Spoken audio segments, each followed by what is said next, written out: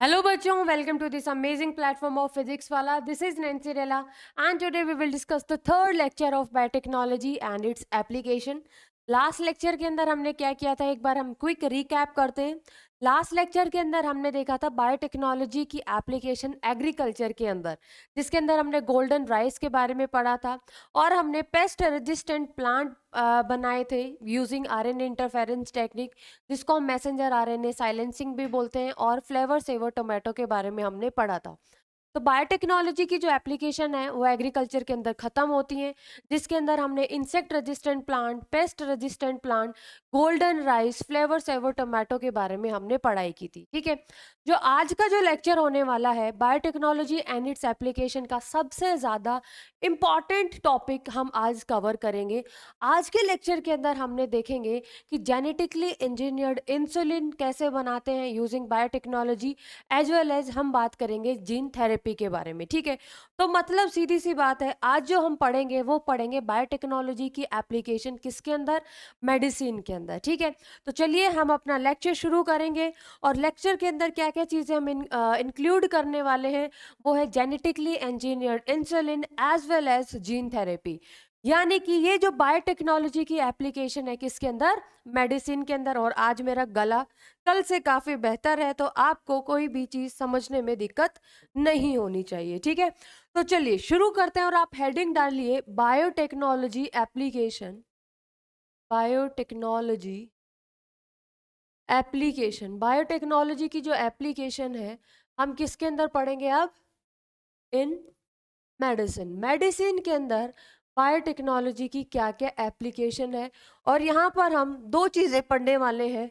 ठीक है, एक हम पढ़ेंगे इंसुलिन के बारे में, जेनेटिकली इंजीनियर्ड इंसुलिन के बारे में। ठीक है, जेनेटिकली इंजीनियर्ड इंसुलिन के बारे में पढ़ेंगे, और हम किसके बारे में पढ़ेंगे, जीन थेरेपी के बारे में। और हम किसके बारे में बात करेंगे, जीन थेरेपी के बारे में। ठीक है, तो अगर मैं ऑल ओवर ग्लोबल की बात करूं, ठीक है, पूरे ग्लोबल के अंदर अभी तक बायोटेक्नोलॉजी का यूज करके 30 थेरापेटिक्स डिस्कवर कर चुके हैं हम। ठीक है, कितने, 30। नंबर बहुत ज्यादा इंपॉर्टेंट है। All over the world, all over the world, और यू कैन से ग्लोबली। ठीक है, ग्लोबली 30 थेरापेटिक्स, थेरापेटिक्स का मतलब है जो कि ट्रीटमेंट के लिए यूज हो। ठीक है, all over the world globally 30 therapeutics still discovered, out of which, ये नंबर बहुत ज़्यादा जानना बहुत ज़रूरी है बच्चे, and out of which 12 are being marketed in India. 12 are being marketed in India. India के मतलब मार्केट के अंदर कितनी अवेलेबल हैं आउट ऑफ 30, 12। तो ये नंबर आपको जानना बहुत ज़्यादा ज़रूरी है। तो मेन टॉपिक शुरू करने से पहले एक बार हमने ये देख लिया कि अभी तक 30 थेरापेटिक्स वो डिस्कवर हो चुकी है, जिसके अंदर जो 12 थेरापेटिक्स है वो मार्केट के अंदर, इंडिया के मार्केट के अंदर, इंडिया के अंदर ये अवेलेबल हैं। ठीक है, तो आज जो हम शुरू करेंगे ये तो एक नॉर्मल सी इंफॉर्मेशन थी जो कि आपके एनसीईआरटी के अंदर डेटा गिवन है। अब एनसीईआरटी के अंदर डेटा गिवन है तो इसका मतलब क्या है, हम किस तरीके से उसको छोड़ दें। यानी कि जो चीज़ एनसीईआरटी के अंदर गिवन है वो तो हमें बहुत अच्छे से पढ़नी ही पढ़नी है। ठीक है, तो all over the world globally 30 therapeutics are discovered and out of which 12 are being marketed in India. अब आप हेडिंग डालिए जेनेटिकली इंजीनियर्ड इंसुलिन की, ये बहुत ज़्यादा इंपॉर्टेंट है। अब हम इसको और अच्छे से करते हैं। ठीक है, genetically engineered insulin, genetically engineered insulin की अगर मैं बात करूं, ठीक है, अब देखो इससे पहले अगर मैं यहाँ पर कुछ आपको एडवांटेजेस लिख दूं कि क्या क्या एडवांटेजेस होंगे जेनेटिकली इंजीनियर्ड थेरापेटिक्स के। अब देखो, पहले मैं एक एग्जांपल बात करूं, इंसुलिन का एग्जांपल देके मैं आपको एक चीज़ समझाती हूँ। ठीक है, बहुत आसान सी चीज़ है, आपको बहुत आसानी से समझ में भी आएगी। देखो जो पहले इंसुलिन क्या है, इंसुलिन मतलब आपको पता है कि पैनक्रियाज के अंदर जो बीटा सेल्स है एक हार्मोन बनाती हैं जिसको हम बोलते हैं इंसुलिन, जो कि एक प्रोटीन हार्मोन है जो कि ब्लड ग्लूकोज लेवल को क्या करता है, कम करता है। ठीक है, जिन पेशेंट के अंदर इंसुलिन की कमी हो जाएगी ब्लड ग्लूकोज का लेवल बढ़ जाएगा और इसी डिजीज को हम क्या बोलते हैं, डायबिटीज मेलाइटिस। तो पहले टाइम के अंदर इंसुलिन को एक्सट्रैक्ट किया जाता था from the slaughter cattle and pig. ठीक है, अब फिर वो जो डायबिटिक पेशेंट है उनको दिया जाता है। अब एक नॉन ह्यूमन सोर्स से एंटर किया है, यानी कि एक पेशेंट की बॉडी के अंदर जो इंसुलिन है वो स्लॉटर पिग कैटल से लिया है। ठीक है, और फिर वो पेशेंट को दिया है। इसका मतलब जो इंसुलिन पेशेंट को मिल रहा है वो तो एक नॉन ह्यूमन सोर्स से मिल रहा है। अब बाहर से कोई इंसुलिन मिल रहा है वो भी नॉन ह्यूमन सोर्स से मिल रहा है। इसका मतलब है किसी किसी पेशेंट के अंदर ये एलर्जी भी कॉज करता है। ठीक है, और ऊपर से हमें इतना ज़्यादा मतलब पॉपुलेशन है। ठीक है, पॉपुलेशन होगी तो डिजीज भी ज़्यादा ही होंगी। ऑल राइट, तो डायबिटिक्स पेशेंट तो ऐसे नहीं है कि एक दो डायबिटीज़ के पेशेंट हो गए, बहुत सारे लाखों के अंदर डायबिटिक के पेशेंट हैं। अब उनको हमें इंसुलिन देना है। अब ऐसा थोड़ी है कि कैटल्स को पिग को हम मारते ही रहेंगे, क्योंकि नंबर तो बहुत ज़्यादा है डायबिटिक पेशेंट का। अब पहले ज़माने के अंदर क्या होता था कि स्लॉटर कैटल पिग से हम इंसुलिन को एक्सट्रैक्ट करते थे और फिर पेशेंट को दिया जाता था। लेकिन अब इतनी ज़्यादा पॉपुलेशन है डायबिटिक पेशेंट की, हम कितने स्लॉटर करेंगे कैटल और पिग। ठीक है, और ऊपर से ये नॉन ह्यूमन सोर्स से हम एंटर मतलब नॉन ह्यूमन सोर्स से हम डायबिटिक पेशेंट को इंसुलिन दे रहे हैं। इसका मतलब एलर्जी के भी पूरे पूरे चांसेस है। ठीक है, तो फिर इस प्रॉब्लम से छुटकारा पाने के लिए बायोटेक्नोलॉजी की मदद ली गई, यानी कि ह्यूमन इंसुलिन प्रोड्यूसिंग जीन। कहाँ से लिया, ह्यूमन की सेल है, ह्यूमन की सेल है उसमें से ह्यूमन प्रोड्यूसिंग इंसुलिन जीन लिया। ठीक है, और फिर एक प्लाज्मिड के साथ अटैच करके दोनों को एक रिकॉम्बिनेंट बना दिया, फिर ई कोलाई के अंदर डाल दिया। ठीक है, ट्रांसफॉर्म कर दिया ई कोलाई। अब ई कोलाई के पास पहले तो ह्यूमन इंसुलिन प्रोड्यूसिंग जीन नहीं था, लेकिन अब ह्यूमन इंसुलिन प्रोड्यूसिंग जीन आ गया है with the help of biotechnology, vector का यूज़ करके। अब हमें अपना डिज़ायर्ड प्रोडक्ट मिलेगा लार्ज अमाउंट के अंदर। और दूसरी बात, हमें कोई भी स्लॉटर नहीं करना पड़ा कैटल और पिग। दूसरी बात, लार्ज अमाउंट के अंदर भी मिलेगा क्योंकि हम बायोरिएक्टर्स का यूज़ कर सकते हैं। और तीसरी बात, कोई भी एलर्जी कॉज नहीं होगी। क्यों, क्योंकि एक ह्यूमन इंसुलिन प्रोड्यूसिंग जीन ही हमने लिया है। मेरी बात समझ में आई? तो इन सारी की सारी चीज़ों से ओवरकम करने के लिए हमें बायोटेक्नोलॉजी की मदद ली है। तो अगर यहाँ पे एक लाइन लिखवाऊँ कि what are the advantages of genetically engineered therapeutics. ठीक है, तो जेनेटिकली इंजीनियर्ड थेरापेटिक्स के क्या क्या एडवांटेजेस हैं, एक बार हम वो देख लेते हैं। चलिए एक बार यहाँ पे लिख लीजिए ताकि आपके डाउट्स क्लियर हो जाएंगे सारे के सारे। Advantages, advantages of genetically engineered therapeutics. तो जेनेटिकली इंजीनियर्ड थेरापेटिक्स है, इनके क्या क्या एडवांटेजेस है। तो सबसे पहला अगर मैं एडवांटेजेस बताऊं तो बच्चे क्या है, it enables the mass production. Biotechnology का यूज़ करके हम मास प्रोडक्शन कर सकते हैं या नहीं, क्योंकि डायबिटिक पेशेंट तो इतने ज़्यादा बढ़ गए। अब एग्जाम्पल लिया है मैंने इंसुलिन का।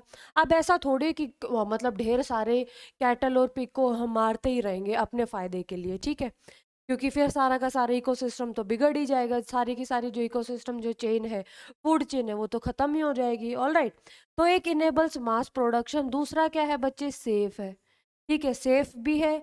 और तीसरा क्या होगा, इफेक्टिव भी है। ऑब्वियसली अगर हम ह्यूमन इंसुलिन प्रोड्यूसिंग जीन ही ले रहे हैं तो ये क्या रहेगा, सेफ रहेगा और इफेक्टिव रहेगा।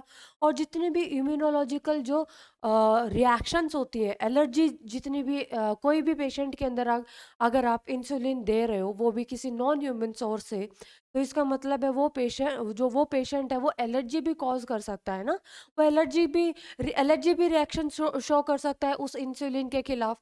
ऑल राइट, तो यहाँ पर हम थर्ड क्या इसका एडवांटेजेस हो जाएगा बच्चे, अवॉइड इम्यूनोलॉजिकल रिएक्शंस। ठीक है, जो इम्यूनोलॉजिकल रिएक्शन है वो क्या हो जाएंगे बच्चे, कम हो जाएंगी। ठीक है, अवॉइड की जगह आप यहाँ पे क्या लिख सकते हो, रिड्यूस इम्यूनोलॉजिकल रिएक्शन। तो रिड्यूस इम्यूनोलॉजिकल रिएक्शंस। ठीक है, तो एडवांटेजेस क्या क्या हो जाएंगे बच्चे जेनेटिकली इंजीनियर्ड थेरापेटिक्स के? एक तो हम मास प्रोडक्शन कर सकते हैं, सेफ होगा, इफेक्टिव होगा, और लास्ट बात क्या होगी कि अगर हम सेम सोर्स से, अगर ह्यूमन सोर्स से ही अगर हम ह्यूमन इंसुलिन प्रोड्यूसिंग जीन का ही अगर हम यूज़ कर रहे हैं, तो इसका मतलब क्या है कि एलर्जी के कोई भी चांसेस यहाँ पर नहीं होंगे। तो ये सारे के सारे एडवांटेजेस हैं किसके? जेनेटिकली इंजीनियर्ड थेरापेटिक्स के। ठीक है, तो ये तो मुझे थोड़ा सा याद आ गया, तो ये मैंने आपको यहाँ पे लिखवा दिया। अब हम बात करते हैं जेनेटिकली इंजीनियर्ड इंसुलिन की। ठीक है, किसकी बात कर रहे हैं? जेनेटिकली इंजीनियर्ड इंसुलिन की बात कर रहे हैं।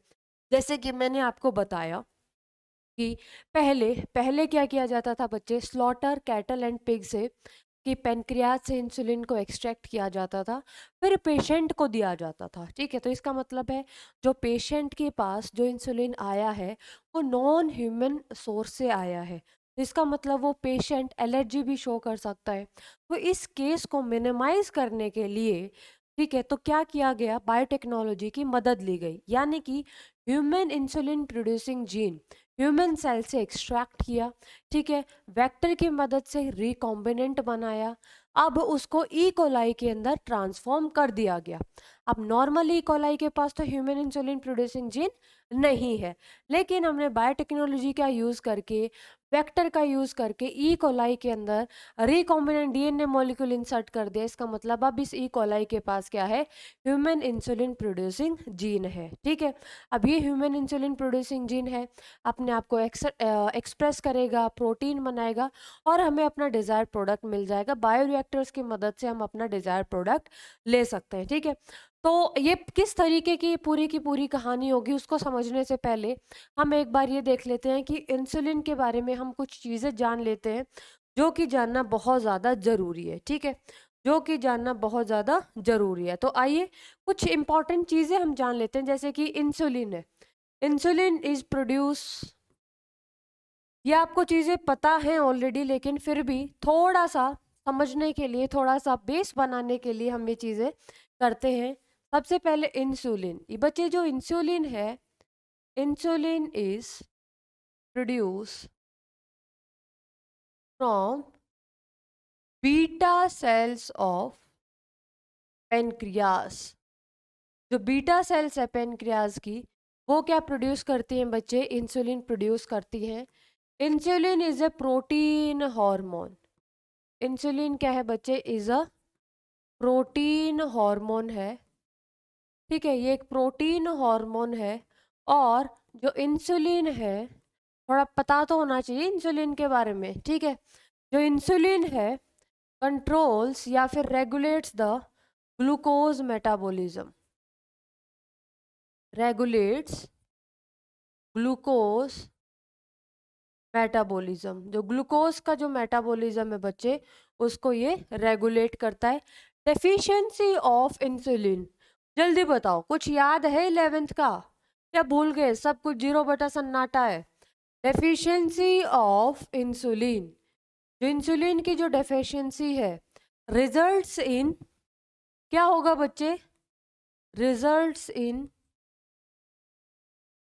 Rise in blood glucose level, blood का ग्लूकोज लेवल बढ़ जाएगा, and disease is called, disease is called, उस डिजीज को हम बच्चे क्या बोलते हैं? Diabetes mellitus. ठीक है, इस डिजीज को हम क्या बोलते हैं बच्चे? Diabetes mellitus. इस डिजीज को हम क्या बोलते हैं? Diabetes mellitus. इंसुलिन क्या है बच्चे? ये एक हाइपोग्लाइसेमिक हार्मोन होता है, मतलब ये ब्लड के ग्लूकोज लेवल को कम करके रखेगा। अगर इंसुलिन की डेफिशिएंसी हो जाती है तो इसका मतलब क्या है? ब्लड का ग्लूकोज लेवल बढ़ जाएगा। अगर ब्लड का ग्लूकोज लेवल बढ़ गया तो क्या होगा? Diabetes mellitus. तो उस डिजीज को हम क्या बोलेंगे? डायबिटीज मेलाइटस बोलेंगे। ठीक है, समझ में आया? अब देखो इंसुलिन क्या है बच्चे? एक प्रोटीन हार्मोन है, यानी कि अमीनो एसिड से मिलके बना होगा। रेगुलेट्स करता है glucose metabolism. Beta cells of pancreas insulin hormone को बनाती हैं। ठीक है, पहले के टाइम पे अगर मैं बात करूं, इन अर्लियर टाइम्स, ठीक है, इन अर्लियर टाइम्स, पहले टाइम में क्या होता है बच्चे? in earlier times, insulin get extracted from slaughter cattles and pig. ठीक है, but this insulin results in several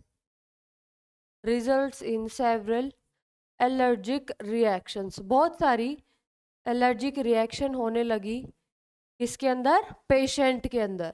ठीक है, क्यों? क्योंकि ये नॉन ह्यूमन सोर्स से ये लिया गया. किससे लिया गया बच्चे? ये नॉन ह्यूमन सोर्स से लिया गया. In earlier times insulin get extracted from the slaughter cattle and pig, but this insulin result in several allergic reactions. ठीक है, इन पेशेंट. अब देखो, अगर मैं कुछ और इसके अंदर इसके बारे में अगर मैं आपको इंफॉर्मेशन लिखवाऊं इंसुलिन के बारे में, तो जो इंसुलिन है, सबसे पहले बच्चे इंसुलिन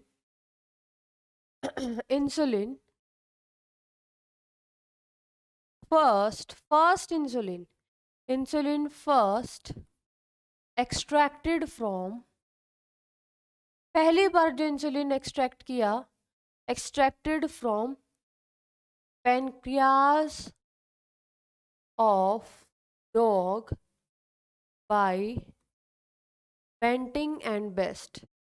ठीक है, बेंटिंग एंड बेस्ट जो साइंटिस्ट थे, सबसे पहले इन्होंने इंसुलिन को क्या किया, 1981 के अंदर जो डॉग की जो पेनक्रियाज है उनसे एक्सट्रैक्ट किया. एक और साइंटिस्ट का, ये नाम साइंटिस्ट का यहाँ पे गिवन नहीं है बच्चे, लेकिन आप ये मत कह देना मैम ये तो कहाँ से आ गया. ठीक है, Sanger gave मॉलिक्यूलर स्ट्रक्चर, यानी कि अब इंसुलिन एक प्रोटीन हार्मोन है. ठीक है, तो इंसुलिन क्या है बच्चे, एक प्रोटीन हार्मोन है. तो प्रोटीन के बारे में, तो प्रोटीन किससे मिलके बना है, अमाइनो एसिड से मिलके बना है. तो जो पूरी की पूरी जो मॉलिक्यूलर जो स्ट्रक्चर है इंसुलिन की, वो किसने दी थी, सेंगर ने दी थी. तो ये कुछ दो साइंटिस्ट के नाम है. ठीक है, याद हो तो बहुत बढ़िया है, लेकिन अगर आप इसको एक बार समझोगे तो ऑटोमेटिकली आपको ये समझ में आ जाएगा. ठीक है, सेंगर ने मॉलिक्यूलर स्ट्रक्चर दिया था, और बेंटिंग एंड बेस्ट ने सबसे पहले 1981 के अंदर इंसुलिन को एक्सट्रैक्ट किया था from the pancreas of dog. ठीक है, अब देखो, अगर मैं स्ट्रक्चर की बात करूं, पहले स्ट्रक्चर पता होगी तभी तो आगे की कहानी समझ में आएगी, या नहीं? अगर स्ट्रक्चर ही नहीं समझ में आएगी बाबा, तो आगे क्या समझ में आएगा, कुछ नहीं समझ में आएगा. ठीक है, तो पहले स्ट्रक्चर के बारे में बात करते हैं. जो स्ट्रक्चर है इंसुलिन की, इंसुलिन एक प्रोटीन हार्मोन है, यानी कि अमाइनो एसिड से मिलके बना होगा. ठीक है, तो इंसुलिन इज कंसिस्ट ऑफ, मैं पूरे नोट्स लिखवा दिए बच्चे. ठीक है, इंसुलिन इज कंसिस्ट ऑफ दो पॉलीपेप्टाइड चेन से मिलके बना है. It is consist of 2 polypeptide chain. कितनी पॉलीपेप्टाइड चेन होंगी, 2 पॉलीपेप्टाइड चेन होंगी. Polypeptide chain A, polypeptide chain A. ठीक है, and polypeptide chain B, and polypeptide chain B. ठीक है, जो ए चेन है, ए चेन वो कितने अमाइनो एसिड से मिलके बनी है, ये 21 अमाइनो एसिड से मिलके बनी है. ठीक है, और जो बी जो चेन है ये 30 अमाइनो एसिड से मिलके बनी. कितने से मिलके बनी है, 30 अमाइनो एसिड से. तो पूरा के पूरे अगर मैं इंसुलिन की बात करूं तो ये कितने अमाइनो एसिड से मिलके बना है, ये मिलके बना है 51 अमाइनो एसिड. ये कितने से मिलके कितने अमाइनो एसिड से मिलके बना है, 51 अमाइनो एसिड से. मेरी बात सुनो, इंसुलिन एक प्रोटीन हार्मोन है. 2 पॉलीपेप्टाइड चेन होती है, एक पॉलीपेप्टाइड चेन ए और दूसरा polypeptide chain B. Polypeptide chain A है, ये 21 अमाइनो एसिड से मिलके बनी है. पॉलीपेप्टाइड चेन बी है, ये 30 अमाइनो एसिड से मिलके बनी है. ठीक है, ये कितने अमाइनो एसिड से मिलके बनी है, 30 अमाइनो एसिड से मिलके बनी है. ठीक है, अब देखो, जो मैमल्स के अंदर, सारे के सारे मैमल्स के अंदर इंक्लूडिंग ह्यूमंस, जो इंसुलिन है वो एज अ मैच्योर, ये किस स्ट्रक्चर है बच्चे, मैच्योर इंसुलिन की है, ठीक है। स्ट्रक्चर ऑफ इंसुलिन, ये मैच्योर इंसुलिन की स्ट्रक्चर है, ठीक है। लेकिन मैमल्स के अंदर, लेकिन मैमल्स के अंदर इंक्लूडिंग ह्यूमन बींग्स, इंसुलिन ऐसे सिंथेसाइज नहीं होता। इंसुलिन ऐसे सिंथेसाइज, मैच्योर फॉर्म के अंदर इंसुलिन सिंथेसाइज नहीं होता, ठीक है। तो यहाँ पे आप नोट बना के लिख लीजिए, ठीक है। नोट बना के आपने यहाँ पे लिखना है, ठीक है। In mammals including human, in all mammals, in all mammals including humans, insulin is synthesized as, जो इंसुलिन है वो किस तरीके से सिंथेसाइज होगा, इंसुलिन इज सिंथेसाइज, जो इंसुलिन है वो किस तरीके से सिंथेसाइज्ड होगा, insulin is synthesized as pro insulin. Insulin किस तरीके के सिंथेसाइज होगा, प्रो इंसुलिन या फिर इमेच्योर इंसुलिन। किसकी तरीके से, प्रो इंसुलिन या फिर immature insulin which has additional polypeptide chain, which has one additional polypeptide chain, जिसके पास एक एडिशनल पॉलीपेप्टाइड चेन होती है। और वो कौन सी चेन होती है बच्चे, पॉलीपेप्टाइड चेन सी, ठीक है। यानी कि अगर मैं बात करूं, देखो ध्यान से सुनो, ये तो हो गई आपकी ए चेन, ठीक है, ये तो हो गई आपकी ए चेन, ठीक है। यानी कि 20 अमीनो एसिड होंगे, ये सॉरी इसके अंदर कितने अमीनो एसिड होंगे, 21 अमीनो एसिड। ये बी चेन थोड़ी सी लंबी होगी, क्यों, क्योंकि इसके अंदर 30 अमीनो एसिड होंगे। और एक सी चेन प्रेजेंट होगी, जो कि मैं पिंक कलर से रिप्रेजेंट करती हूँ, जो कि इसको इस तरीके से यहाँ पे जोड़ती है, ठीक है, जो कि ये इसको इस तरीके से यहाँ पे जोड़ती है, ठीक है। मेरी बात समझ में आई। यानी कि ये कौन सी चेन होगी बच्चे, ये हो गई है सी चेन। ये कौन सी चेन हो गई है यहाँ पे, ये हो गई है सी चेन, ठीक है।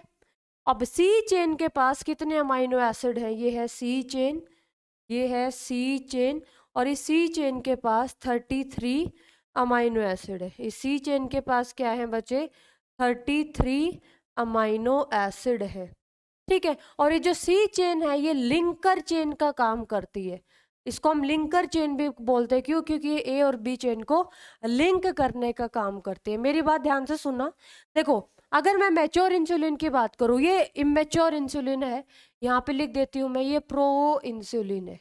ये क्या है बच्चे, प्रो इंसुलिन। मेरी बात ध्यान से सुनो, अभी मैच्योर इंसुलिन है, मैच्योर इंसुलिन के पास टोटल 51 अमाइनो एसिड होते हैं। दो चेन होती है, polypeptide chain A, polypeptide chain B. Polypeptide chain A के अंदर 21 अमाइनो एसिड होते हैं, पॉलीपेप्टाइड बी चेन के अंदर 30 अमाइनो एसिड होते हैं। ये तो हो गया आपका मैच्योर इंसुलिन। लेकिन अब बात ये है कि ऐसे तो इंसुलिन सिंथेसाइज ही नहीं होता, इंसुलिन सिंथेसाइज होता है इमेच्योर फॉर्म के अंदर, यानी कि प्रो इंसुलिन फॉर्म के अंदर। उसके अंदर ए चेन तो होगी, बी चेन भी होगी, और साथ में सी चेन भी होती है। और ये जो सी चेन होती है बच्चे, इसको लिंकर चेन बोलते हैं, ये ए और बी चेन को आपस में जोड़ने का काम करती है। लेकिन ये सी चेन मैच्योर इंसुलिन के अंदर प्रेजेंट नहीं होती।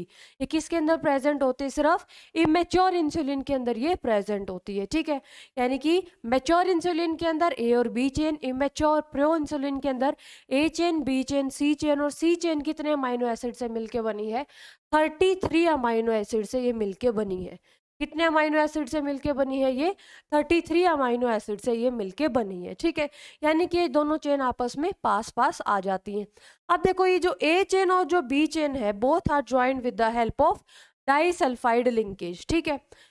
पहले आप इसको लिखो, ठीक है, जल्दी से इसका स्नैप लीजिए, ठीक है। मैं साइड में हो गई हूँ, जल्दी से इसका स्नैप लीजिए, और फिर इसके बाद हम आगे की कहानी शुरू करते हैं। All right.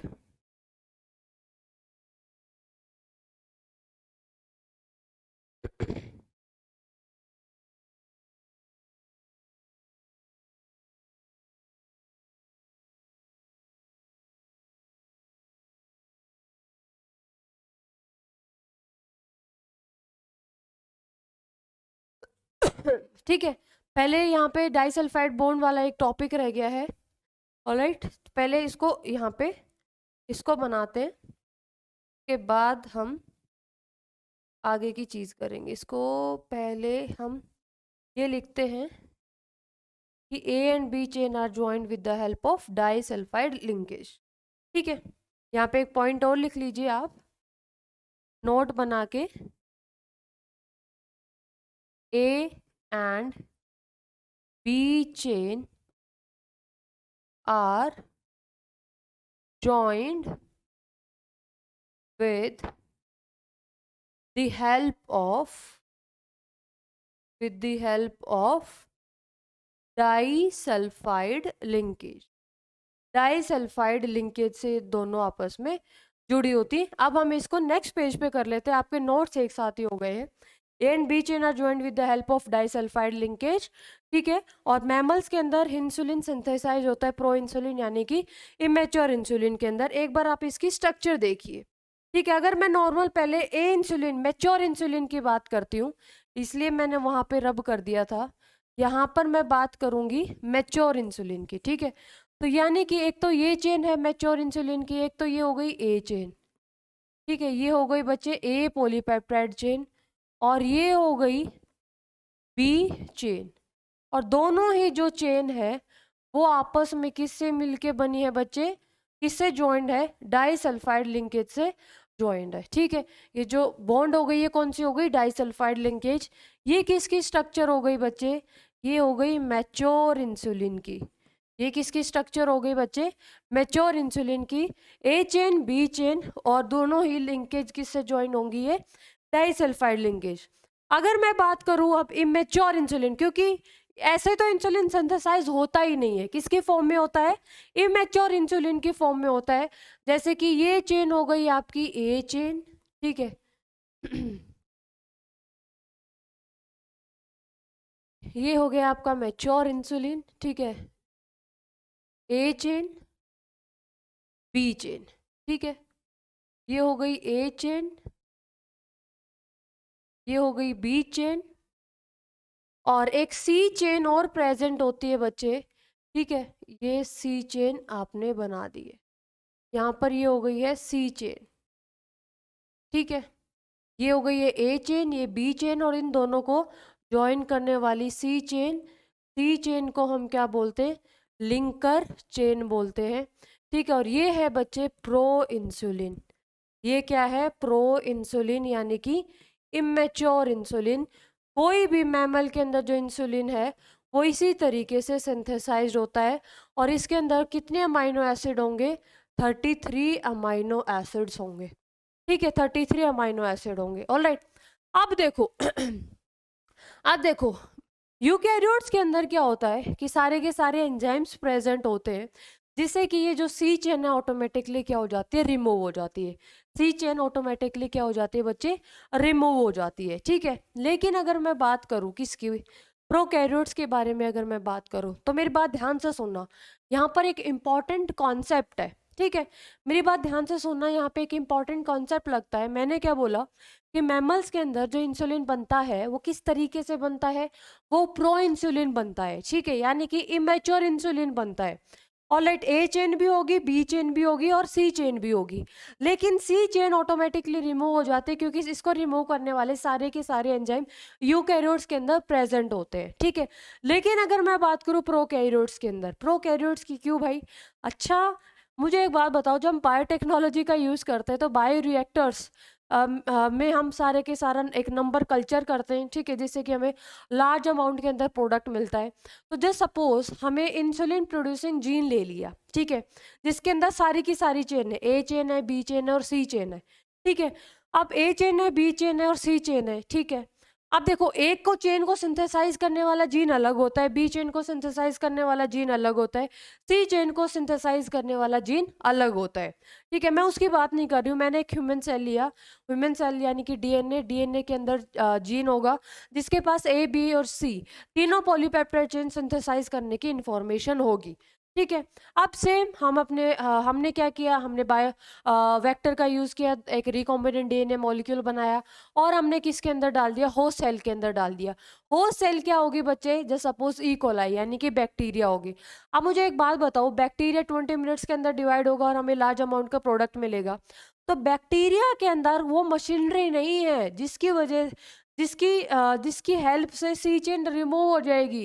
ये तो यूकैरियोट्स के अंदर संभव है, ठीक है। लेकिन हमें सी चेन, उसके अंदर ए चेन भी बनेगी, बी चेन भी मिलेगी और सी चेन। अगर मैं इसको सीधा खोल के लिखूं तो बच्चे ये होगी ए चेन, ये होगी आपकी सी चेन और ये होगी आपकी बी चेन, ठीक है। ये इस टाइप का सिंथेसाइज होगा। लेकिन हमें तो ये चाहिए ही नहीं ना, हमें सी चेन से तो चाहिए ही नहीं। सी चेन तो मैच्योर इंसुलिन के अंदर प्रेजेंट ही नहीं होती, तो हम इसका करेंगे क्या। तो इसका मतलब है फिर एक तरकीब सोची, और तरकीब क्या सोची, इलाई लिली कंपनी ने क्या किया। इलाई लिली एक 1983 के अंदर एक अमेरिकन कंपनी है, उसने क्या किया, ए पॉलीपेप्टाइड चेन को सिंथेसाइज करने वाला जीन लिया, ठीक है, और उसको वेक्टर की मदद से जोड़ के रिकॉम्बिनेंट बनाया, फिर ई कोलाई के अंदर डाल दिया। अब ई कोलाई के अंदर जीन डाला है तो एक्सप्रेस करेगा तो हमें ए पॉलीपेप्टाइड चेन मिलेगी।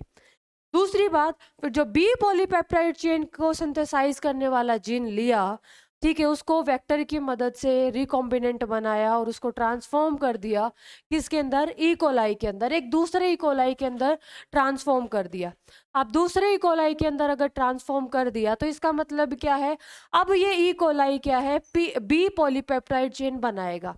एक तो ए पॉलीपेप्टाइड चेन बन रही है, दूसरी बी पॉलीपेप्टाइड चेन बन रही है, दोनों को एक्सट्रैक्ट कर लिया लैब के अंदर, डाइसल्फाइड लिंकेज यहाँ पर बना दी। तो इसका मतलब क्या है, हमें सी चेन तो हमने ली ही नहीं, सी चेन तो हमने ली ही नहीं। मेरी बात एक बार समझ में आई, एक बार फिर से सुनो। मैंने आपको क्या बताया है, मैंने आपको बताया कि मैच्योर इंसुलिन के पास दो ही पॉलीपेप्टाइड चेन होती है, polypeptide chain A, polypeptide chain B, ठीक है, दो ही चेन होती है। प्रो इंसुलिन के बारे में बात करूं, यानी कि मैच्योर इंसुलिन के बारे में बात करूं, तो इसके पास तीन चेन होती है, polypeptide chain A, polypeptide chain B and polypeptide chain C, ठीक है।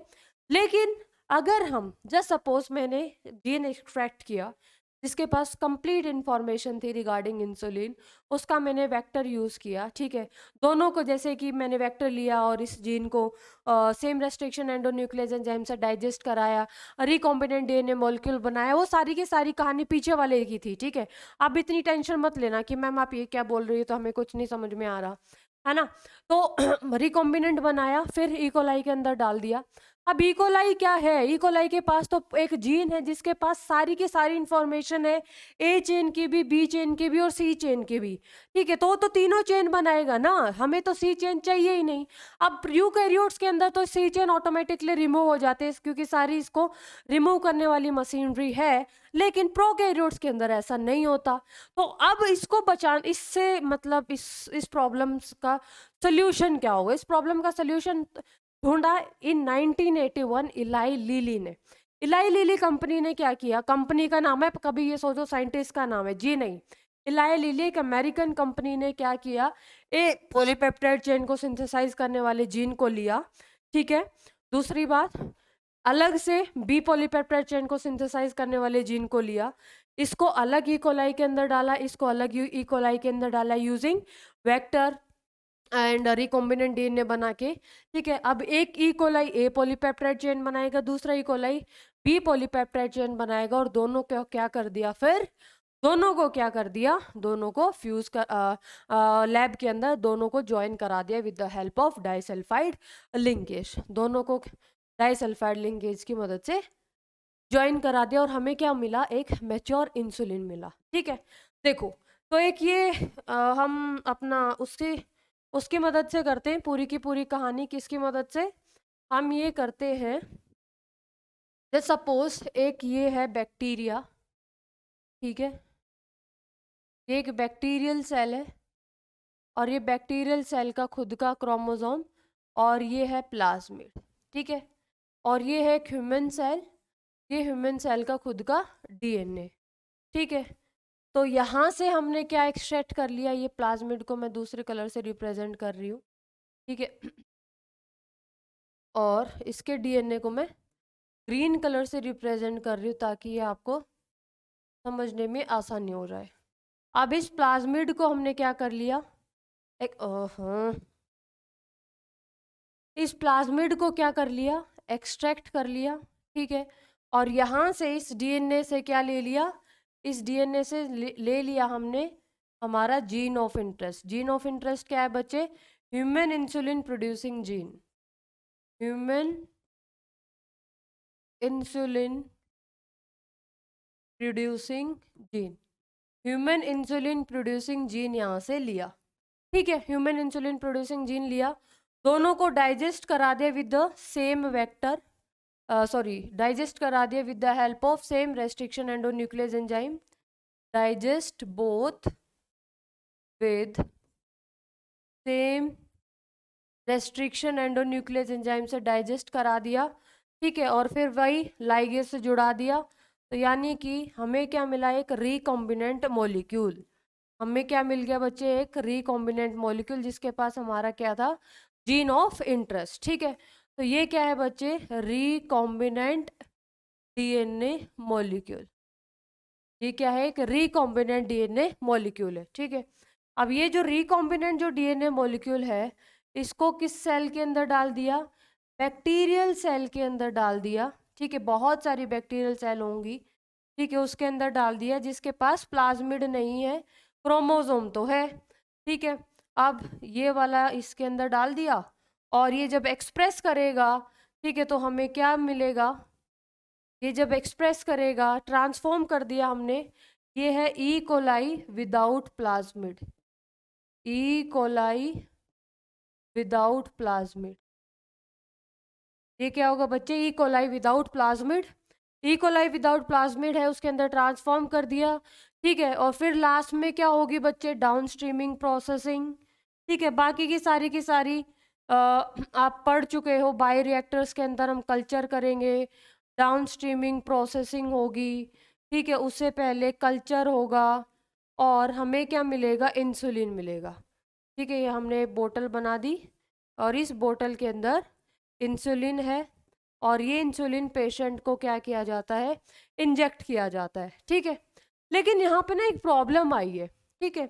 यहाँ पर एक प्रॉब्लम आई, प्रॉब्लम क्या आई बच्चे, प्रॉब्लम ये आई कि यूकैरियोट्स की अगर मैं बात करूं, ठीक है, यूकैरियोट्स की बात करूं मैं, तो यूकैरियोट्स के अंदर क्या होता है बच्चे, जैसे कि कोई भी जीन लिया, ठीक है, ये जीन क्या है बच्चे, ये एचएनआरएनए बनाएगा, पहले इमेच्योर आरएनए बनाएगा, ठीक है। क्या बनाएगा, इमेच्योर आरएनए बनाएगा, डायरेक्ट मैसेंजर आरएनए यहाँ पे नहीं बनता, ठीक है। इसका मतलब क्या है, यहाँ पर एक्सोन भी होंगे, इंट्रोन भी होंगे, एक्सोन एक्सोन भी होंगे और इंट्रोन भी होंगे, ठीक है। अब स्प्लाइसिंग होगी, ठीक है, बाकी सारी की सारी चीजें होंगी, स्प्लाइसिंग वगैरह सारा का सारा मैकेनिज्म होता है यूकैरियोट्स के अंदर, जिसके अंदर इंट्रोन को रिमूव कर दिया जाता है, ठीक है, और जोड़ दिया जाता है लाइगेज की मदद से, किस को, एक्सोन को, ठीक है। और जो हमें जो मैसेंजर आरएनए मिलेगा, अब इस मैसेंजर आरएनए के पास सिर्फ एक्सोन होगा। एक्सोन का मतलब क्या है, सिर्फ कोडिंग सीक्वेंस। ये आप पढ़ के आ चुके होंगे अपने मॉलिक्यूलर बेसिस ऑफ इनहेरिटेंस वाले चैप्टर के अंदर। तो ये जो मैसेंजर आरएनए है बच्चे, इसके पास सिर्फ क्या है, ओनली एक्सोन है। मेरी बात समझ में आई। तो यूकैरियोट्स के अंदर जो पहले जो आरएनए बनता है वो इमेच्योर आरएनए बनता है, ठीक है। और उसकी मदद से अब यूकैरियोट्स के अंदर तो सारा का सारा मतलब मशीनरी होती है स्प्लाइसिंग वगैरह करने की, जिसके अंदर इंट्रोन को रिमूव कर दिया जाता है जो कि नॉन कोडिंग सीक्वेंस होती है, और एक्सोन जो कि कोडिंग सीक्वेंस है, इसको ज्वाइन कर दिया जाता है। और जो मैसेंजर आरएनए, अब ये मैसेंजर आरएनए है, इसके पास सिर्फ क्या है, कोडिंग सीक्वेंस है, ठीक है। अगर हम eukaryotic gene, for example human producing gene, अगर हम प्रोकैरियोट के अंदर डाल दें, तो प्रोकैरियोट के अंदर इमेच्योर आरएनए तो बन जाएगा, लेकिन इमेच्योर आरएनए से फंक्शनल में मैसेंजर आरएनए नहीं बनेगा। मैसेंजर आरएनए नहीं बनेगा तो इसका मतलब क्या है, अब ये जो मैसेंजर आरएनए है ये प्रोटीन नहीं बना पाएगा। मेरी बात समझे या नहीं समझे, मैंने क्या बोला भैया, यूकैरियोट्स के अंदर, यूकैरियोट्स और प्रोकैरियोट्स का ट्रांसलेशन मैकेनिज्म समझ में आया होगा ना, ट्रांसक्रिप्शन ट्रांसलेशन पढ़ा होगा। तो यूकैरियोट्स के अंदर पहले इमेच्योर आरएनए बनता है, उसका फिर स्प्लाइसिंग वगैरह होती है, ठीक है, जिसकी सारी की सारी मशीनरी यूकैरियोट्स के अंदर होती है।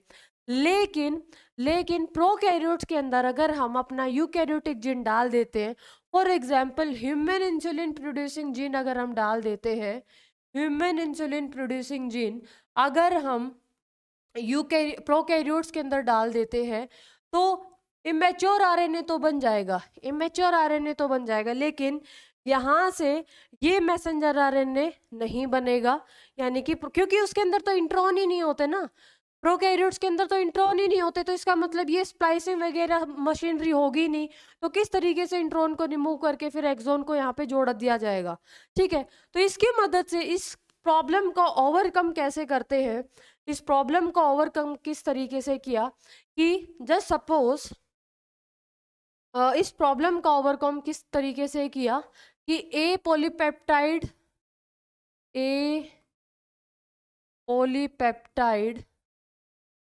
चेन को सिंथेसाइज करने वाला जीन लिया और यहाँ पर बी पॉलीपेप्टाइड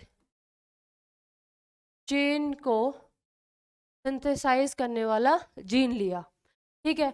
अब यहाँ से मैसेंजर आरएनए बना, ठीक है, और ये क्या बनाएगा, मैसेंजर आरएनए बनाएगा, और रिवर्स ट्रांसक्रिप्टेज की मदद से, किसकी मदद से, रिवर्स ट्रांसक्रिप्टेज की मदद से, ठीक है, ये क्या बना देगा, कॉम्प्लीमेंट्री डीएनए बना देगा, ठीक है, और ये भी रिवर्स ट्रांसक्रिप्टेज की मदद से, किसकी मदद से, रिवर्स ट्रांसक्रिप्टेज की मदद से कॉम्प्लीमेंट्री डीएनए बना दिया। अब बाकी की बात तो वही है, कॉम्प्लीमेंट्री डीएनए बन गया और ये आपका वेक्टर है, और इससे ये कॉम्प्लीमेंट्री डीएनए जुड़ गया यहाँ से, जो कि मैं ग्रीन कलर से रिप्रेजेंट कर रही हूँ, ये कॉम्प्लीमेंट्री डीएनए जुड़ गया और ये आपका रिकॉम्बिनेंट बन गया। और ये जब रिकॉम्बिनेंट है, अब इसको किसके अंदर डाल देते हैं बच्चे, इसको डाल देते हैं ई कोलाई के अंदर, और ये डायरेक्टली एक्सप्रेस कर जाता है, कॉम्प्लीमेंट्री डीएनए क्या कर जाता है, कॉम्प्लीमेंट्री डीएनए डायरेक्टली एक्सप्रेस कर जाएगा, ये डायरेक्टली क्या कर जाएगा, एक्सप्रेस कर जाएगा। इसी तरीके से ये क्या कर जाएगा बच्चे, डायरेक्टली एक्सप्रेस कर जाएगा, ठीक है। मेरी बात समझ में आई? तो यहाँ से अब और टेंशन लेने की बात ही यहाँ पर नहीं है, ठीक है। तो जल्दी से इसको नोट कीजिए, फिर आगे की चीज़ें हम करेंगे कि किस तरीके से इस प्रॉब्लम को ओवरकम किया गया, ठीक है, कि रिकॉम्बिनेंट बनाया, रिकॉम्बिनेंट को अब डायरेक्टली किसके अंदर डाल दिया, ई कोलाई के अंदर डाल दिया, ठीक है, और ई कोलाई के अंदर डाल दिया तो ये क्या करेगा, अब डायरेक्टली एक्सप्रेस करेगा, यानी कि ये ए पॉलीपेप्टाइड चेन बनाएगा और ये बी पॉलीपेप्टाइड चेन बनाएगा। जस्ट सपोज ये ई कोलाई है, ठीक है, और यहाँ पर भी जस्ट सपोज ये ई कोलाई है, ठीक है, और अगर मैं यहाँ पर बनाऊं तो ये आपका वेक्टर हो गया, रिकॉम्बिनेंट, ये रिकॉम्बिनेंट हो गया, और ये कॉम्प्लीमेंट्री डीएनए, ठीक है। अब ये क्या करेगा, डायरेक्टली एक्सप्रेस करेगा, यानी कि ए पॉलीपेप्टाइड चेन बना देगा, यहाँ पर ये ए पॉलीपेप्टाइड चेन बना देगा, और ये क्या चेन बना देगा, बी पॉलीपेप्टाइड चेन बना देगा। दोनों को जोड़ दिया जाएगा with the help of disulphide linkage, और हमें जो जेनेटिकली इंजीनियर्ड इंसुलिन है उसको हमने क्या बोला है, ह्यूमुलिन, ठीक है। जो जेनेटिकली इंजीनियर्ड इंसुलिन बना है, इस जेनेटिकली इंजीनियर्ड इंसुलिन को क्या बोला, ह्यूमुलिन बोला, ठीक है, क्या बोला, ह्यूमुलिन बोला। मेरी बात समझ में आई कि भैया प्रोकैरियोट्स के अंदर तो ये पूरी की पूरी मैकेनिज्म ही नहीं होती, यूकैरियोटिक जीन तो एक्सप्रेस ही नहीं कर पाएगा वहाँ पे, तो उसको रिमूव करने के लिए इसका कॉम्प्लीमेंट्री डीएनए बनवा दिया with the help of reverse transcriptase, फिर डायरेक्ट इकोलाई के अंदर डाल दिया। अब ये कॉम्प्लीमेंट्री डीएनए है, डायरेक्टली एक्सप्रेस करेगा और ए पॉलीपेप्टाइड चेन बना देगा, और इसी तरीके से ये बी पॉलीपेप्टाइड चेन बना देगा। दोनों को ज्वाइन कर दिया जाएगा with the help of, join कर दिया जाएगा with help of disulfide linkage, with the help of disulfide linkage की मदद से ये क्या कर दिया जाएगा, ज्वाइन कर दिया जाएगा। ठीक है, तो जल्दी से इसको नोट करो। यहाँ पर हमारा ये खत्म हो गया है, एंड इस टाइम थोड़ा सा ब्रेक लिया जाए और पानी वानी पिया जाए। ठीक है,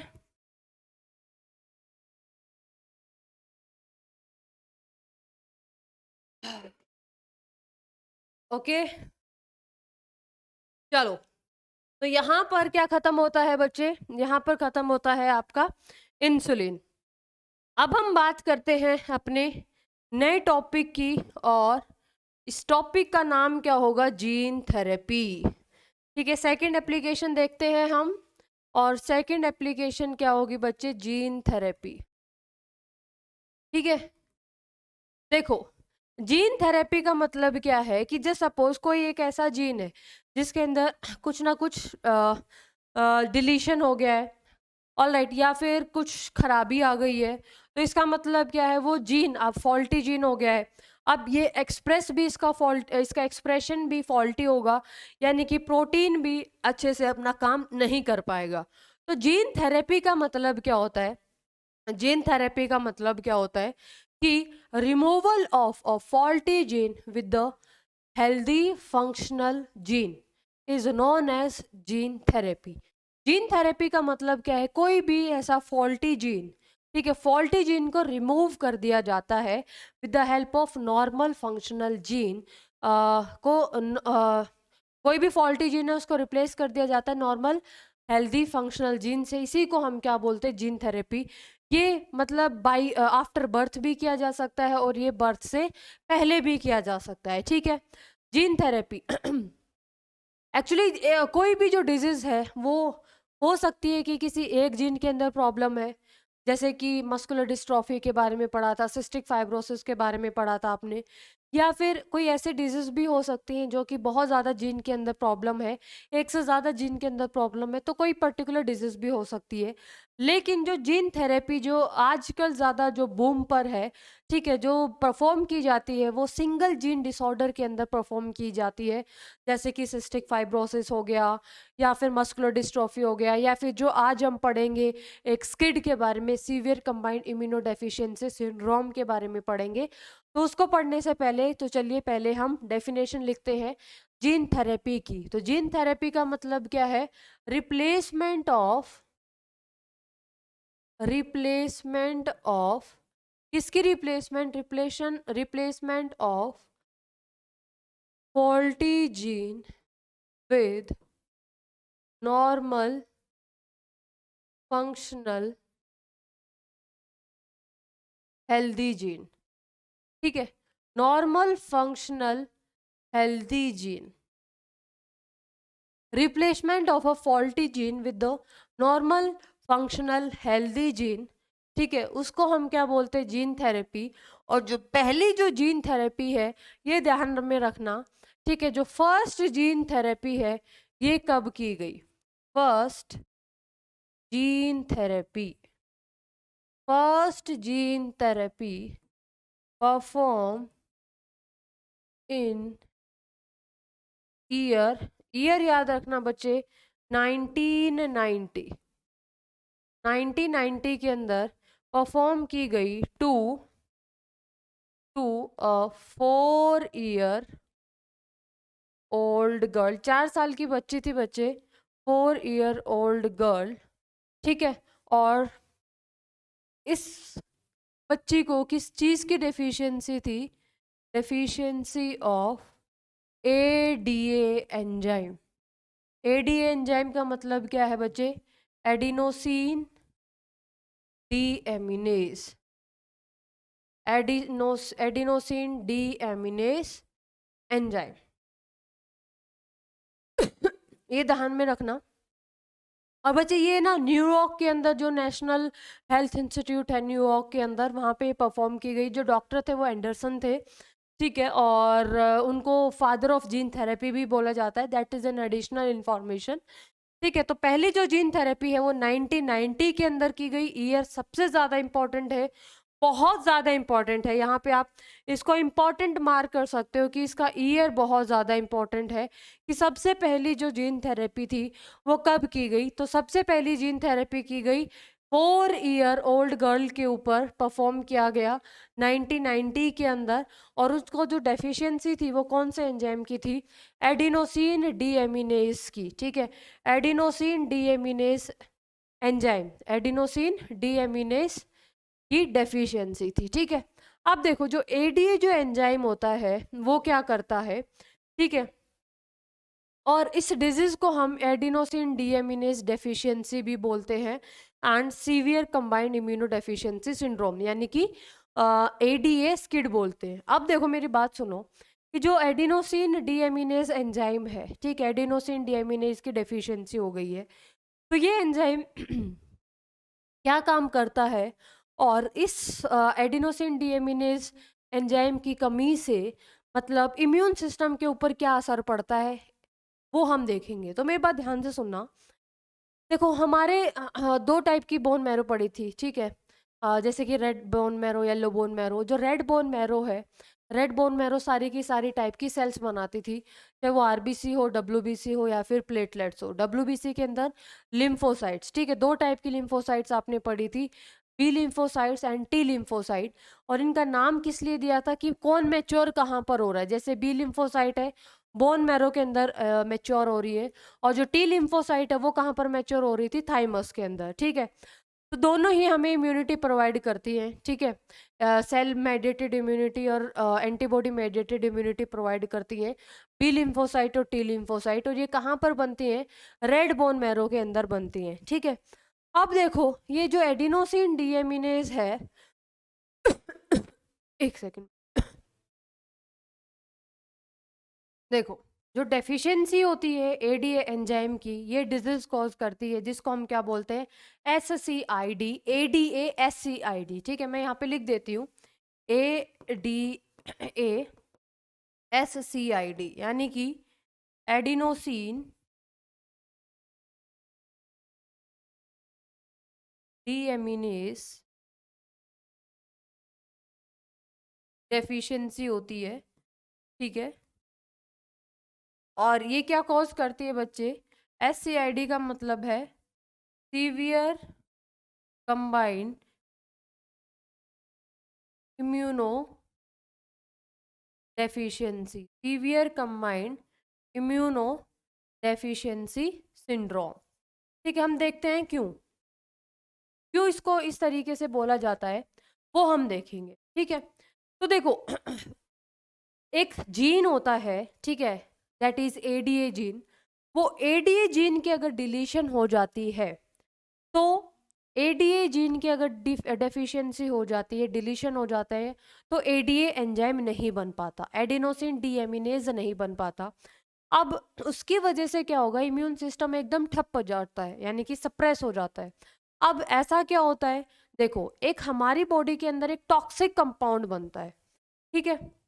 हमारी बॉडी के अंदर a toxic compound is formed, a toxic compound is formed known as deoxyadenosine, ठीक है। हमारी बॉडी के अंदर एक टॉक्सिक कंपाउंड बनता है और इस टॉक्सिक कंपाउंड का नाम क्या है? डिऑक्सीएडिनोसिन, ठीक है।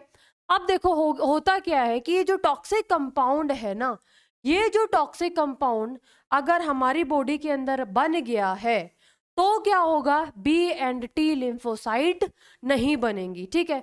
तो अगर डिलीशन हो जाता है, ठीक है, deletion of ADA gene from red bone marrow, अगर ADA gene red bone marrow से डिलीशन हो जाता है तो इसका मतलब क्या होगा, नो एडीए एंजाइम, ये एडीए एंजाइम नहीं बनेगा। अगर ये एडीए एंजाइम नहीं बनेगा तो इस कंपाउंड को नहीं तोड़ पाएगा। No break down of, no break down of deoxy adenosine. इस जो डीऑक्सी एडिनोसिन है ये ब्रेक डाउन नहीं हो पाएगा। एडिनोसिन यानी कि एडिनोसिन डीएमिनेज, यानी कि इस जो टॉक्सिक कंपाउंड से जो एडी एंजाइम है अमीनो ग्रुप को हटा देता है, इसलिए इसको बोलते हैं एडिनोसिन डीएमिनेज एंजाइम। ठीक है, अब मेरी बात ध्यान से सुनो। रेड बोन मैरो के अंदर एक जीन है, ठीक है, अगर ये जीन का डिलीशन हो जाता है तो एडी एंजाइम नहीं बन पाता। अगर एडी एंजाइम नहीं बनेगा तो इस टॉक्सिक कंपाउंड का ब्रेक डाउन नहीं होगा। अगर ये टॉक्सिक कंपाउंड नहीं ब्रेक डाउन होगा तो इसका मतलब क्या है, no formation of B and T lymphocyte. ये बी और टी लिम्फोसाइट को ये टॉक्सिक कंपाउंड नहीं बनने देगा।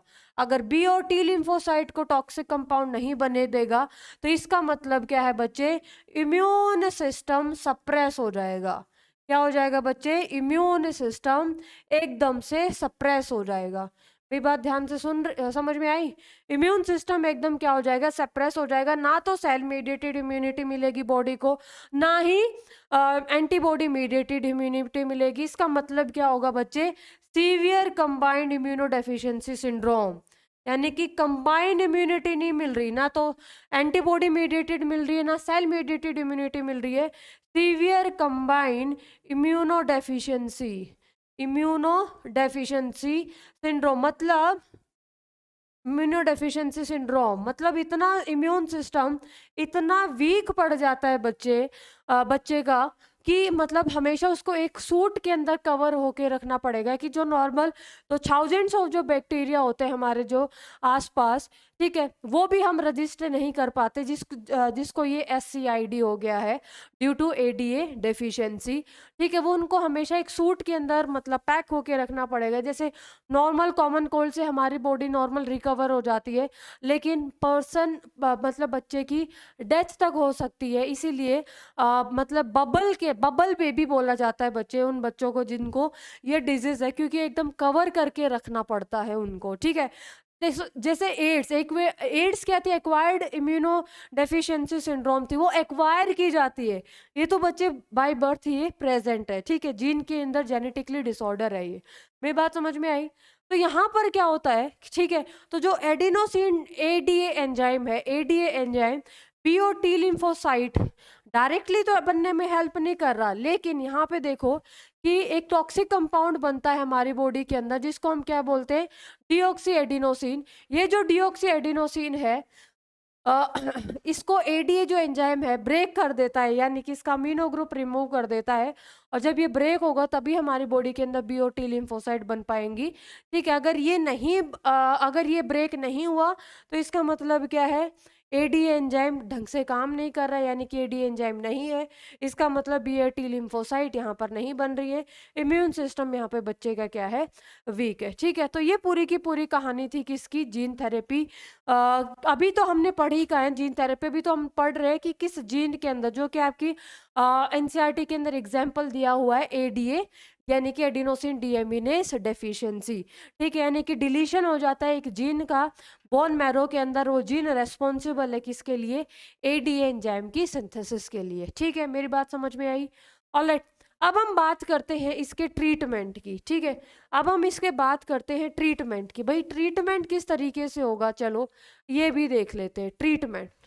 ठीक है, तो सबसे पहला जो ट्रीटमेंट का जो तरीका है वो क्या है, एंजाइम रिप्लेसमेंट थेरेपी। ठीक है, क्या होगा बच्चे, enzyme replacement therapy. Enzyme replacement therapy का मतलब enzyme replacement therapy. Enzyme replacement therapy के अंदर क्या होगा कि फंक्शनल जो एंजाइम है, ठीक है, फंक्शनल ADA एंजाइम, जो फंक्शनल जो ADA एंजाइम है, injected intravenously into patient, injected intravenously in patient. Patient के अंदर जो फंक्शनल जो एंजाइम है वो मतलब इंट्रावेनसली इंजेक्ट कर रहे हैं, तो भाई कितना ही करेंगे, या पूरी टाइम इंजेक्शन ही देते रहेंगे ना, तो ये भी क्या है, एक परमानेंट क्योर नहीं है। ठीक है, दूसरी अगर मैं बात करूँ, bone marrow transplantation, bone marrow transplantation, यानी कि बोन मैरो के अंदर जो स्टेम सेल्स हैं जिनके अंदर डिलीशन हो गया है उस एंजाइम का, एडीए जीन का डिलीशन हो गया है, तो इसका मतलब उन स्टेम सेल को ही अगर हम रिप्लेस कर दे तो हमारा काम बन जाएगा। लेकिन एनसीईआरटी कहती है बोन मैरो भी क्या है, एक मतलब परमानेंट क्योर नहीं है, ये तो है ही है, नो परमानेंट क्योर। ठीक है, no permanent cure for sure, ये तो नॉन परमानेंट क्योर है। लेकिन वैसे तो बोन मैरो ट्रांसप्लांटेशन एक परमानेंट क्योर है, लेकिन बोन मैरो ट्रांसप्लांटेशन के अंदर एक बहुत कम्बरसम प्रोसेस है। इस डोनर ढूंढो पहले, फिर ये चेक करो कि कहीं रिजेक्शन तो नहीं हो गया। तो एनसीईआरटी बोलती है कि दोनों ही परमानेंट क्योर नहीं है, तो वी विल फॉलो एनसीईआरटी। तो यहाँ पर ये क्या कह रहा है बच्चे, नो परमानेंट क्योर। ठीक है, ये भी परमानेंट क्योर नहीं है। बोन मैरो ट्रांसप्लांटेशन के अंदर क्या होगा, जो स्टेम सेल्स होती है, ठीक है, जिनके अंदर एडी जीन की कमी हो जाती है, उसको अगर हम रिप्लेस कर दे तो हमारा काम बन जाएगा। लेकिन ये भी एनसीईआरटी कहती है परमानेंट क्योर नहीं है। ठीक है, थर्ड की अगर मैं बात करूँ, थर्ड थर्ड है बच्चे जीन थेरेपी। ठीक है, जीन थेरेपी, चलो जीन थेरेपी के बारे में हम समझते हैं। जीन थेरेपी हम किस तरीके से करते हैं अब वो देखेंगे। ठीक है, शुरू करें जीन थेरेपी। देखो, नॉर्मल अगर मैं बात करूं, ये नॉर्मल ह्यूमन सेल है। ठीक है, ये क्या है, ह्यूमन सेल है। इस ह्यूमन सेल से क्या लिया बच्चे, इस ह्यूमन सेल से एडीए का जीन ले लिया। ठीक है, ये क्या है, एडीए जीन। ठीक है, नॉर्मल ह्यूमन सेल है, नॉर्मल ह्यूमन सेल से एडीए का जीन हमने ले लिया है। अब दूसरी तरफ अगर मैं बात कर रही हूँ, हम एनिमल्स की बात कर रहे हैं, ह्यूमन बींग्स की बात कर रहे हैं, तो यहाँ पर हम जो वेक्टर यूज करेंगे वो कौन सा होगा, रेट्रोवायरस। ठीक है, रेट्रोवायरस को हम किस तरीके से यूज कर रहे हैं, रेट्रोवायरस को हम एज अ वेक्टर हम यहाँ पर यूज कर रहे हैं, रेट्रोवायरस को एज अ वेक्टर हम यहाँ पर यूज कर रहे हैं। तो अगर मैं एक रफ सा डायग्राम बनाऊं, जैसे सपोज ये रेट्रोवायरस है, ठीक है, ऑल राइट, और ये रेट्रोवायरस है, ठीक है, और इसका जो जेनेटिक मटेरियल है वो तो क्या होगा, आरएनए होगा। जेनेटिक मटेरियल है वो क्या होगा, आरएनए होगा। ठीक है, और एक प्रेजेंट होगा रिवर्स ट्रांसक्रिप्टेस।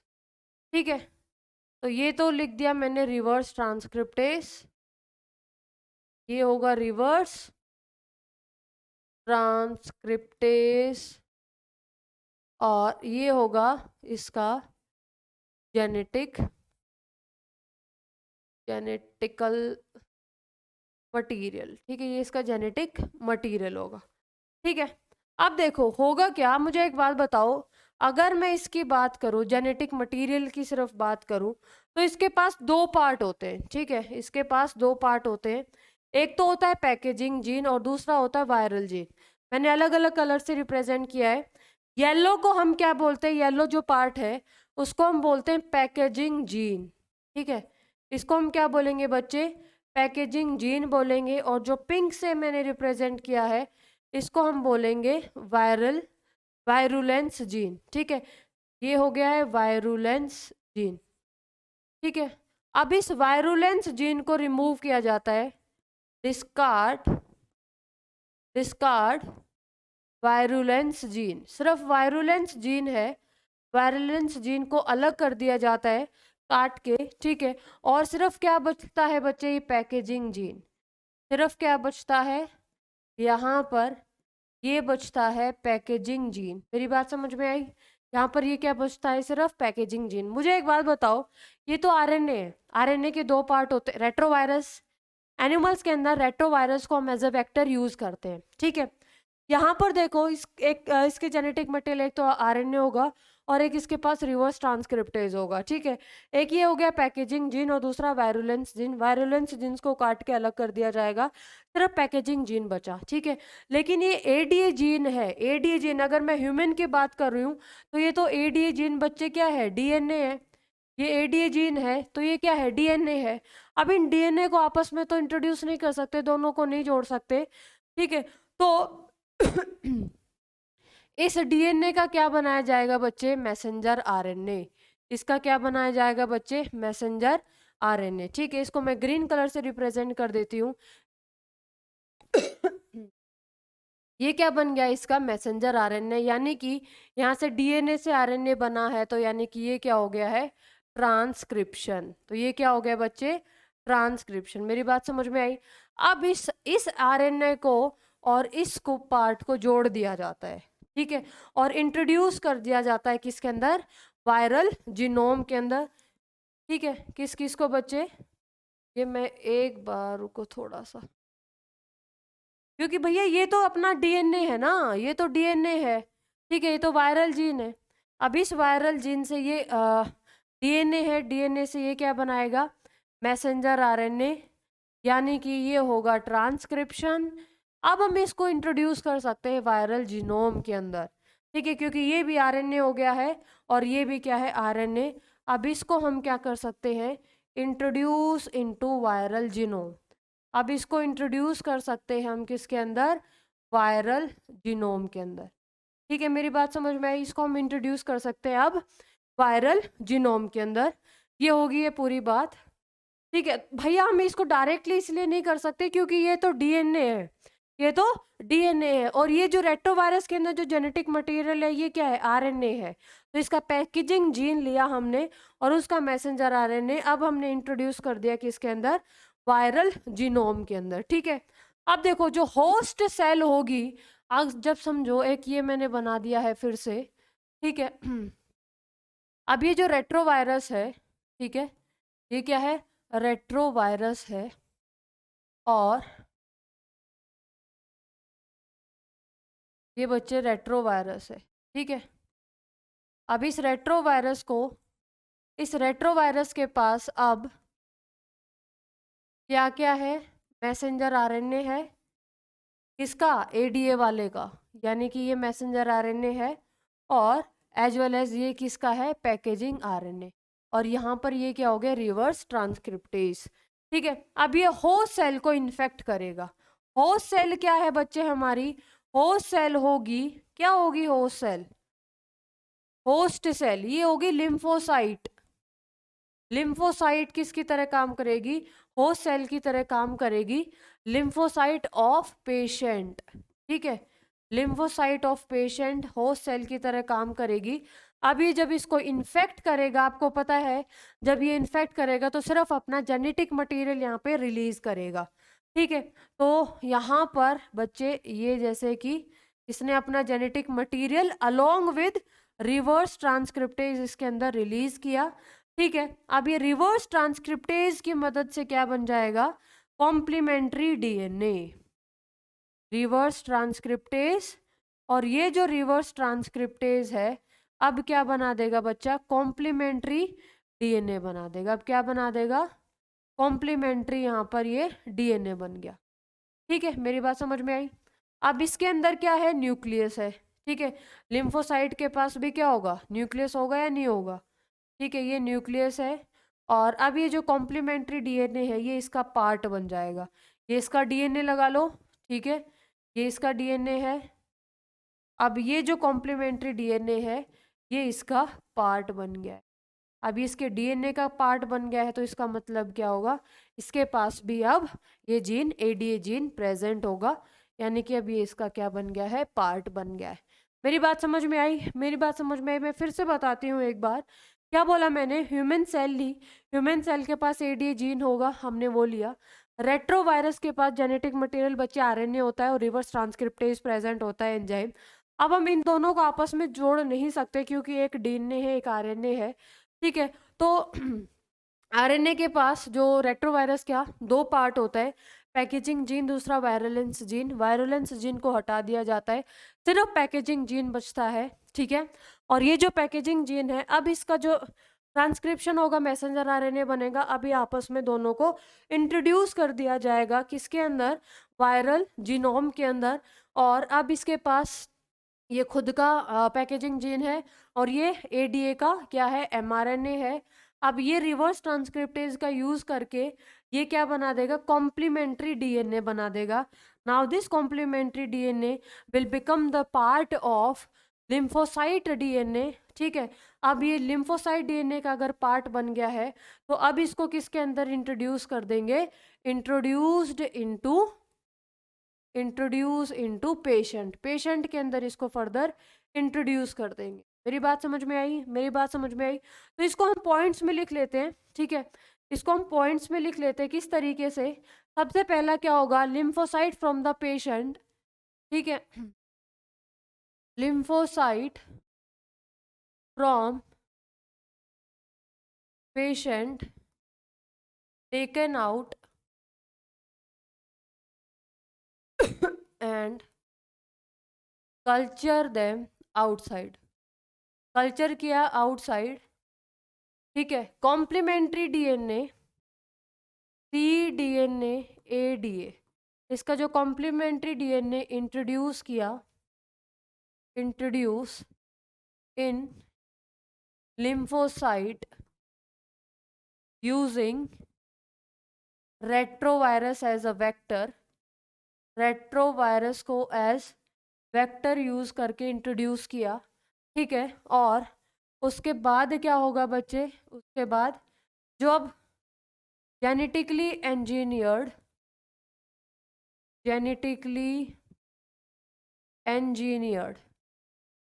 ये जो जेनेटिकली engineered लिम्फोसाइट बनी है, ठीक है, introduced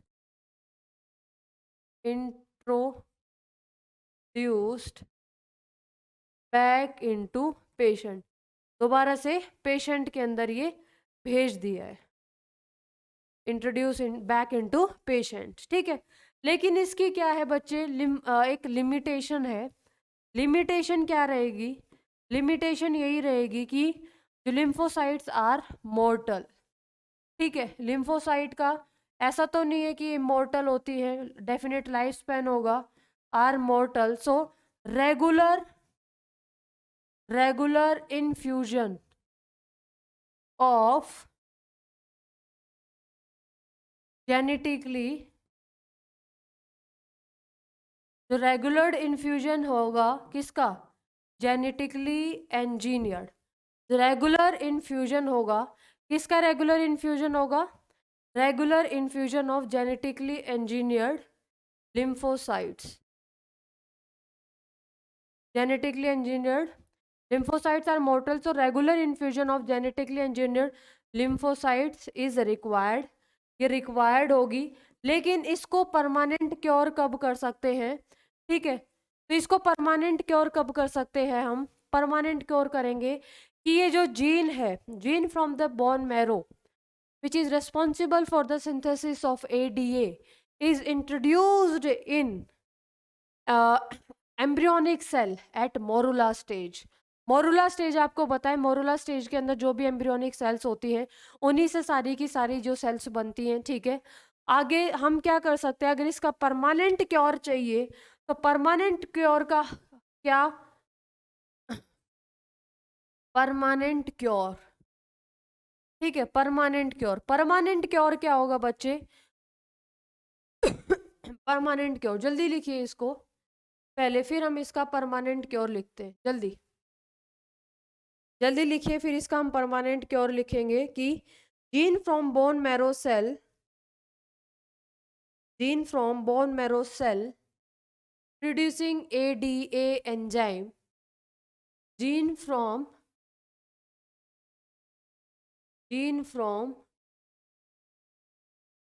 bone marrow cell producing ADA enzyme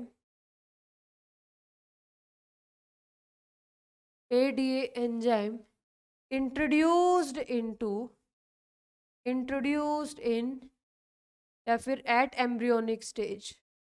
embryonic stage पे अगर हम कर देते हैं, और आपको पता है जो मोरूला स्टेज होती है, जो एम्ब्रियोनिक सेल्स होते हैं मोरूला स्टेज के अंदर, वही सारी की सारी उसी सेल से उन्हीं सेल से डिफ्रेंशिएट होके हर टाइप की सेल्स यहाँ पे बनती है। तो ये है आपका परमानेंट क्योर। अभी तक आपने परमानेंट क्योर नहीं देखा था, यहाँ पर आप परमानेंट क्योर आपको मिला है। ठीक है, यहाँ पर आपने परमानेंट क्योर देखा है। ठीक है। तो ये था आपका पूरा का पूरी कहानी। ऑल राइट, और अब हम इसके एनसीईआरटी देख लेते हैं। Biotechnology application recombinant DNA technology process have made immense impact in the area of healthcare by enabling mass production। देखो मैंने एडवांटेज बता दिए, mass production of safe and more effective therapeutic drug. Further the recombinant therapeutic do not induce unwanted immunological responses. ठीक है, और क्योंकि हम non human resource से अगर हम डाल रहे हैं तो बहुत ज़्यादा एलर्जिक रिएक्शन आने के चांसेस है। ये डेटा याद रखना है। 30 recombinant therapeutics have been approved for human use all over the world, जिसके अंदर 12 of being are marketed in India. ठीक है, तो सबसे पहले जेनेटिकली इंजीनियर्ड इंसुलिन की बात करते हैं। ठीक है, management of adult onset diabetes is possible by taking insulin at regular interval of time. What would a diabetic patient do if enough human insulin was not available? क्या होगा? Blood glucose का level बढ़ेगा। If you discuss this, you would soon realize that one would have to isolate and use insulin from other animals. Would the insulin isolated from other animals be just as effective as they secreted by the human body itself, and would it be elicit an immune response in body?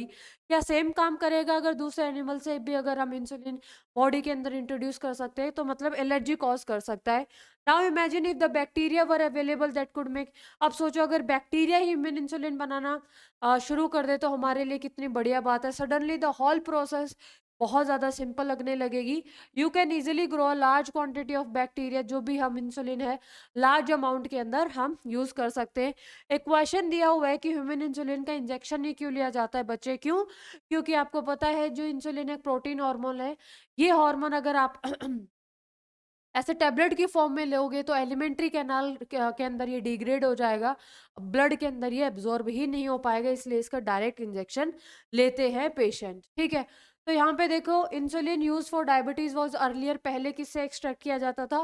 Pancreas of slaughtered cattle and pig. Insulin from an animal source do cause some patient to develop allergy और other type of reaction, क्योंकि ये foreign protein हो गया। Insulin दो पेलोपेप्टाइड chain से मिलके बना है, polypeptide chain and A and B, दोनों के बीच में डाइसल्फाइड लिंकेज होती है। In mammals including human, insulin is synthesized as pro hormone यानी कि pro enzyme.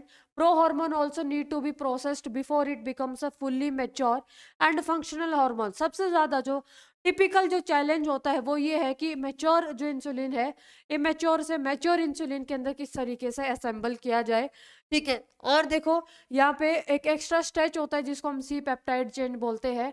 This C peptide is not present in the mature insulin and it is removed during maturation into insulin. यहीं पे ज़्यादा important है, ये important है बच्चे। The main challenge for the production of insulin using recombinant DNA techniques was getting insulin assembled into a mature form. In 1983 Eli Lilly एक American company है जिसने 2 DNA सीक्वेंस अलग अलग बनाई of E coli to produce insulin. 2 DNA sequence corresponding to A and B chain of human insulin are introduced them in plasmid of E. coli to produce insulin chain। chain A and B were produced separately, produce किया और extracted and combined by creating disulfide bond to form human insulin। ठीक है, यानी कि ये एक pro insulin है। ठीक है, यानी कि इसके अंदर ये सी चेन भी है, तो इस सी चेन को रिमूव किया जाता है और यही सबसे ज़्यादा टफ टास्क माना जाता है। ठीक है, अगर मैं बात करूँ अब किसकी, अब मैं बात करती हूँ जीन थेरेपी की। So if a person is born with a hereditary disease, can a corrective therapy be taken for such a disease? Gene therapy is an attempt to do this. Gene therapy का मतलब क्या है? बहुत सारे method का collection है जिसके अंदर डिफेक्ट जीन को ठीक कर दिया जाता है विद अ नॉर्मल जीन। ठीक है, here gene are inserted into a person cell and tissue to treat a disease. Correction of a genetic involves delivery of a normal gene into the individual और embryo to take over the function and compensate for the normal functional gene. पूरी की पूरी कहानी मैंने आपको बता दी है, तो इसमें आपको टेंशन लेने की बात यहाँ पर नहीं है। देखो यहाँ पे the first clinical gene therapy was given in 1990, बहुत ज्यादा इंपॉर्टेंट है, to a 4-year old girl with adenosine deaminase deficiency.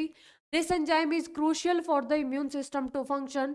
मतलब इम्यून सिस्टम के लिए जरूरी है, क्योंकि बीओटी लिम्फोसाइट तभी बनेंगी। डिसऑर्डर की वजह से क्या होगा, अगर कोई भी इसका डिसऑर्डर क्या होता है, द डिसऑर्डर इज कॉज किस लिए होता है, due to deletion of that enzyme for adenosine deaminase in some children. ADA deficiency cure कैसे हो सकती है, can be cured by bone marrow transplantation and in other enzyme replacement therapy. लेकिन यहाँ पे लिखा हुआ है, ठीक है, but the problem of both approach क्या कह रहे हैं, ये कंप्लीटली क्योर नहीं है। As the first step toward gene therapy, lymphocyte क्या करेगा बच्चे, ब्लड ऑफ द पेशेंट से लेंगे, कल्चर करेंगे आउटसाइड, एक function complementary DNA ADNA using retroviral vector is then introduce into the lymphocyte, genetically engineered किया जाएगा उसको, फिर दोबारा पेशेंट के अंदर इंट्रोड्यूस किया जाएगा। ये भी परमानेंट क्योर नहीं है, क्यों, क्योंकि ये सेल इमॉर्टल नहीं होती, मॉर्टल होती है, ठीक है। The patient require periodic infusion of such genetically engineered lymphocyte. However अगर जीन को आइसोलेट करते हैं from bone marrow cell producing ADA gene is अगर इंट्रोड्यूस करते हैं एम्ब्रियोनिक स्टेज के अंदर, तो ये क्या है, एक परमानेंट क्योर है, ठीक है बच्चे। तो ये पूरी की पूरी कहानी थी। लेक्चर काफी बड़ा हो गया है हमारा, जिसके अंदर हमने जीन थेरेपी भी कर लिया है बहुत अच्छे से, और हमने क्या कर लिया है, इसके साथ साथ जेनेटिकली इंजीनियर्ड इंसुलिन भी कर लिया है, ठीक है। तो आज आप रिवाइज करोगे तभी हम कल क्वेश्चंस करेंगे इनका, इन दोनों के हम क्वेश्चंस, इन दोनों के टॉपिक से रिलेटेड क्वेश्चंस हम नेक्स्ट क्लास में करेंगे। तब तक ध्यान रखिए, पढ़ते रहिए, मुस्कुराते रहिए। Thank you so much, take care.